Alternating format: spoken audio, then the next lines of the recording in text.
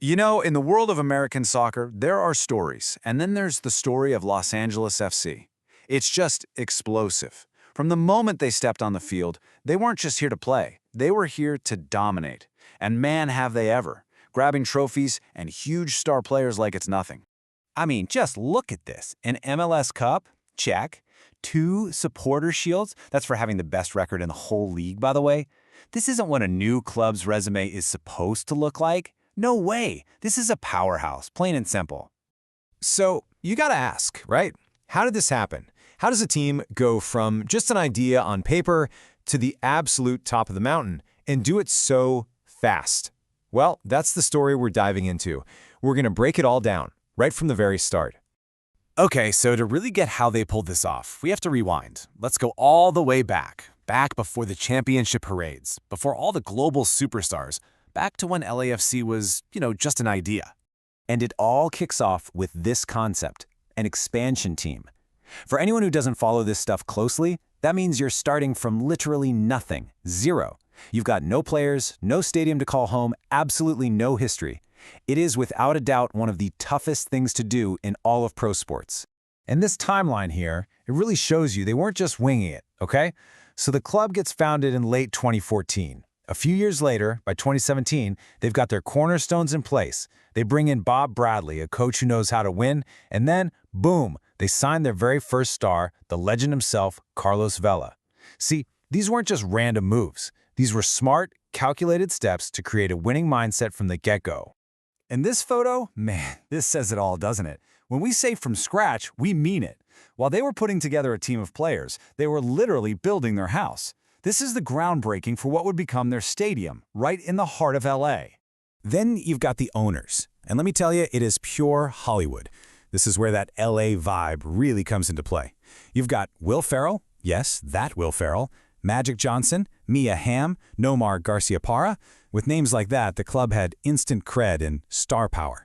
The buzz they had before even playing a game, most new teams can only dream of that. All right, so all the pieces are there, right? You've got the coach, the superstar, the brand new stadium, the A-list owners. The big question was, could they actually play? Well, it was time to find out. So 2018 rolls around. LAFC hits the field for the first time, and right away, they just completely changed the game for what an expansion team could be. But it was the next year, 2019, where they really made everyone sit up and pay attention. Get this, in only their second season, they won the Supporters' Shield. That means they had the best regular season record in the whole league. Not the best for a new team, the best, period. It was just, wow, absolutely stunning. And who was leading the charge? Their captain, Carlos Vela. And he wasn't just good that year, he had one of the best seasons any player has ever had in this league. I'm talking record-breaking stuff, an MVP award, he was just on another level. Okay, so winning the Shield was huge, but there was still one more mountain to climb. The big one, the MLS Cup, the championship itself. That was the prize they were missing. And in 2022, they reached the top.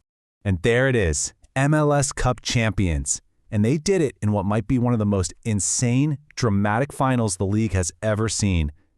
With that win, they cemented their spot at the absolute peak of North American soccer.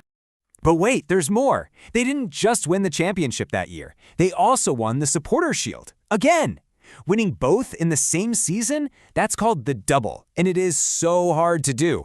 It basically just proves you were, without a doubt, the best team all year long. Just take a second and look at this.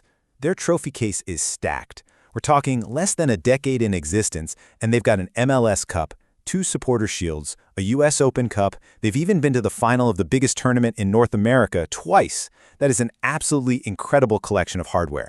So yeah, winning is great, but LAFC has done something more. They've built this global brand that makes them a place where the biggest names in the sport want to play.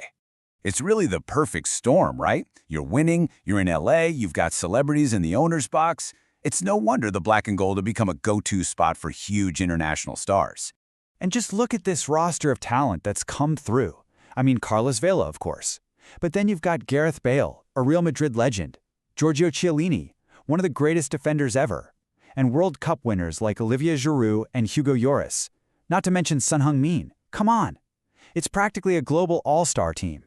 So, that brings us to today. They literally built a club from the ground up, they've won everything there is to win, and they've attracted some of the most famous players on the planet. They've basically written a new playbook on how to build a successful team in MLS. So, with a legacy like that already in the books, you have to wonder, what's next for the black and gold?